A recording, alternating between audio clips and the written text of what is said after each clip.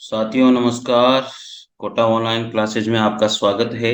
साथियों आज हम बात करने वाले हैं एक बहुत बढ़िया टॉपिक के ऊपर, और ये टॉपिक जो है आपका, ये मान के चलिए कि मस्त हो जाएगा। 90 नंबर का जो अभ्यास प्रश्न था वो भी हमने भाषा विज्ञान के ऊपर ही किया है, और ये 10वें नंबर का जो अभ्यास प्रश्न पत्र है ये भी भाषा विज्ञान के ऊपर ही हम लोग कर रहे हैं।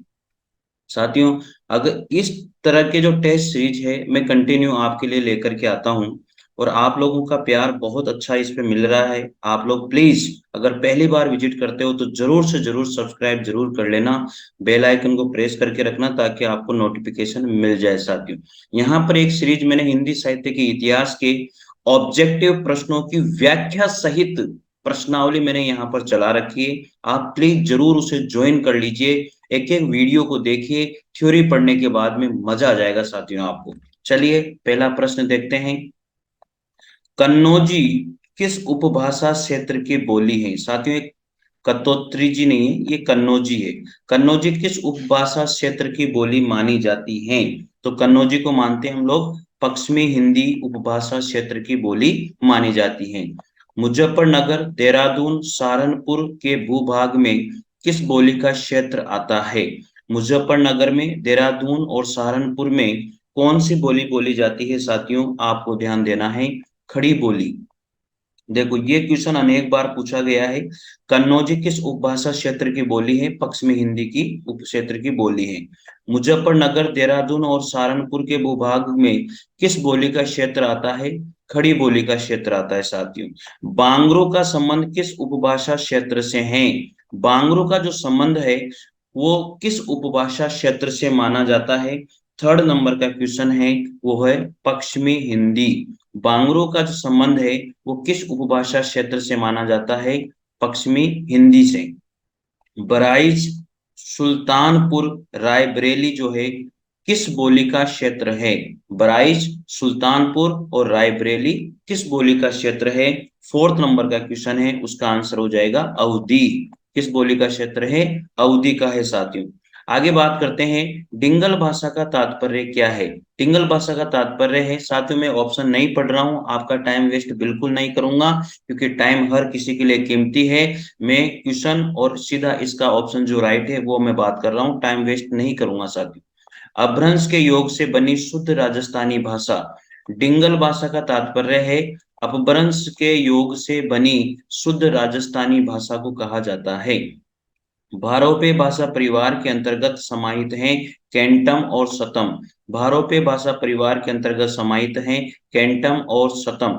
हिंदी को संविधान के अनुच्छेद 343 के अधीन भारत की राजभाषा कब घोषित किया गया था? 26 जनवरी 1965 को। हिंदी के संविधान के अनुच्छेद 343 के अधीन भारत की राजभाषा कब घोषित किया गया था? साथियों वेरी इंपॉर्टेंट क्वेश्चन है, 7वें नंबर का क्वेश्चन है, आंसर आ जाएगा 26 जनवरी 1965 को किया गया था। अवट भाषा का तात्पर्य यहाँ पर क्या है? परिनिष्ठित अपभ्रंश भाषा। मोस्ट इंपोर्टेंट क्वेश्चन है साथियों। अवट भाषा का तात्पर्य है परिनिष्ठित अपभ्रंश भाषा। अवधी बोली का अन्य नाम क्या है? अवधी बोली का अन्य नाम बेहसवाड़ी भाषा है। बेहसवाड़ी, बेहसवाड़ी बोली भी इसको कहा जाता है। अरे पढ़ लियो है, टाबरा हो तुम्हें अच्छा लगे हो तो जरूर सब्सक्राइब करियो साथियों। भाषा सर्वेक्षण ग्रंथ के लेखक कौन है? भाषा सर्वेक्षण ग्रंथ के जो लेखक हैं, 10वें नंबर का क्वेश्चन है, आंसर आ जाएगा डॉक्टर जॉर्ज अब्राहम ग्रेशन। भाषा सर्वेक्षण ग्रंथ किसके द्वारा लिखा गया? डॉक्टर जॉर्ज अब्राहम ग्रेशन के द्वारा। वैदिक भाषा में कितने स्वरों को मान्यता मिली है? 14 स्वरों को। वैदिक भाषा में कितने स्वरों को मान्यता मिली है? 14 स्वरों को मान्यता मिली है साथियों।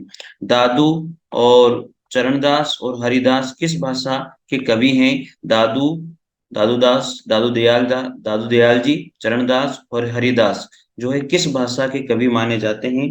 12 नंबर का क्वेश्चन है, आंसर हो जाएगा राजस्थानी भाषा के कवि। हुक्का शब्द का संबंध किस वर्ग से है? हुक्का जो शब्द का संबंध है वो किस वर्ग से है?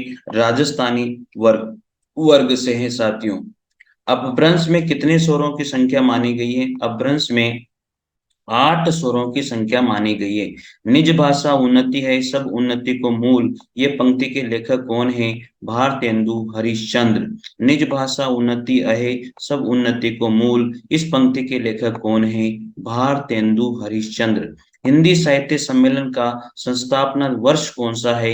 हिंदी साहित्य सम्मेलन का जो संस्थापना वर्ष है वो साथियों 1910 है। बारोपे परिवार के वर्ग में शतम शब्द इस भाषा से लिया गया है, अवेस्ता भाषा से लिया गया है। अगला प्रश्न आता है, भारोपीय परिवार के वर्ग में कैंटम का अर्थ क्या होता है? भारोपीय भाषा परिवार के वर्ग में कैंटम का जो अर्थ होता है वो सो होता है साथियों।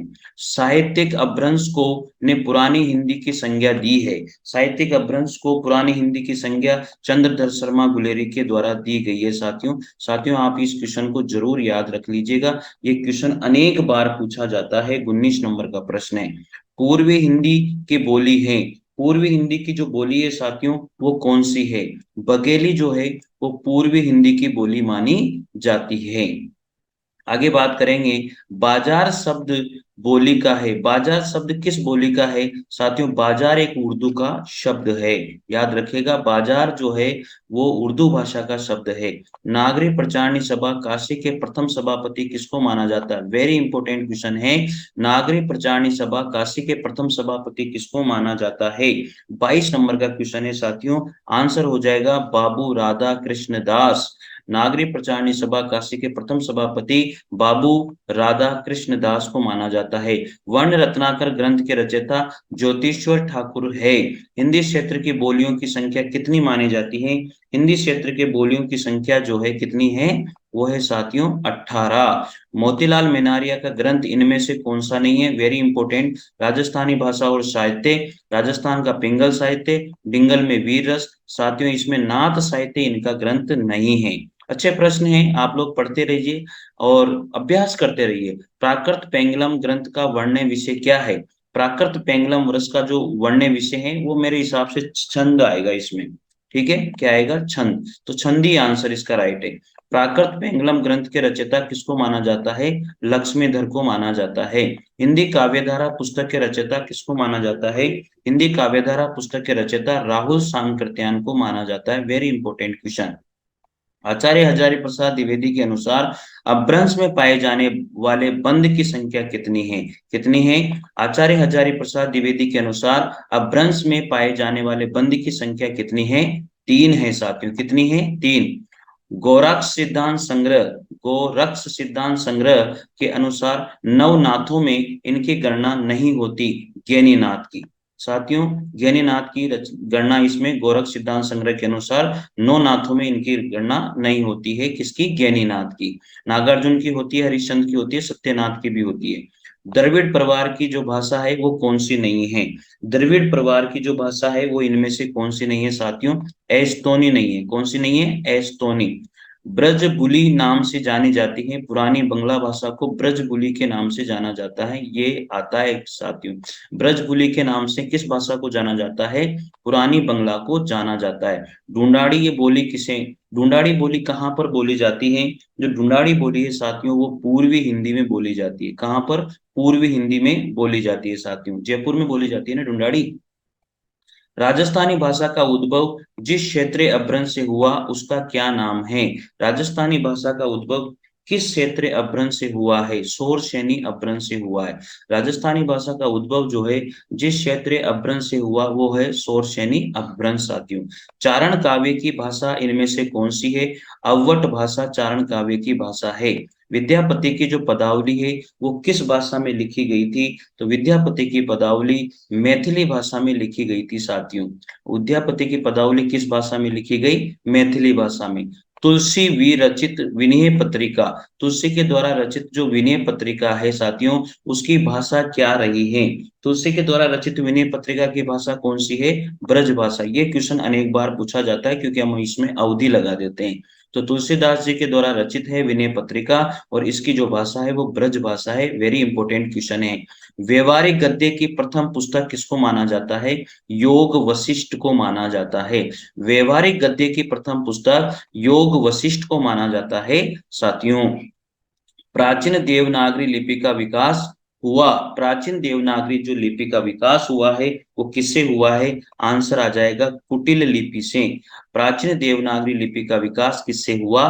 कुटिल लिपि से हुआ। याद रखना, जो शब्द संस्कृत भाषा से सीधे हिंदी में आए हैं उन्हें क्या कहते हैं? उन्हें तत्सम कहते हैं साथियों। उन्हें क्या कहते हैं? तत्सम कहते हैं साथियों। 40 नंबर क्वेश्चन का आंसर हो जाएगा तत्सम कहा जाता है। तो साथियों, ये पेपर था 10वें नंबर का, और हमने भाषा विज्ञान के 40 प्रश्न यहाँ पर किए हैं। 90 नंबर के प्रश्न पत्र में भी हम लोगों ने 40 प्रश्न किए थे, वो भी भाषा विज्ञान के ही हैं साथियों। अगर आपको ये प्रश्न पत्र अगर अच्छे लगते हैं, इस तरह की सीरीज हम चाहते हैं, तो जरूर कमेंट कीजिए साथियों, आपको कैसा लगा। कम से कम इतना तो बता दीजिए कि सर ऐसा लगा। जैसा भी लगा है साथियों, अच्छा बुरा जैसा भी लगा है, जरूर कमेंट करिए साथियों, और पूरे के पूरे क्वेश्चन आप सोल्व कीजिए। ये 10वें नंबर का प्रश्न पत्र आप लोगों के सामने मैं पेश कर रहा हूं। तो साथियों, मिलते हैं 11वें नंबर के प्रश्न पत्र के साथ अगले वीडियो में। तब तक के लिए जय हिंद, जय भारत, थैंक यू।